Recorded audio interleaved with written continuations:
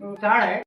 रस्त्यावर हायवे चाळ सापडलं आणि ते मी 2-3 लोकांना विचारलं होतं. त्यानंतर एका व्यक्तीला माहित पडलं की चाळ आमचा आहे म्हणून. ते दादा आता येणार आहे, तर मी त्यांना ते चाळ परत करणार आहे. व्हिडिओ मध्ये तेच व्हिडिओ दादा आले आहे. आणि दादा तुम्ही चाळ दाखवा.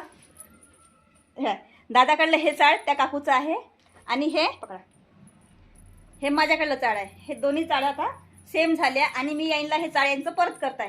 त्या काकूचं नाव काय?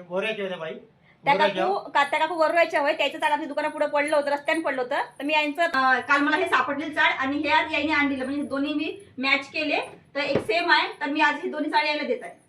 धन्यवाद ताई. ताईने दिल्याबद्दल धन्यवाद. आज हे चाळाची किंमत मला 8 ते 10 रुपये किंमत आहे.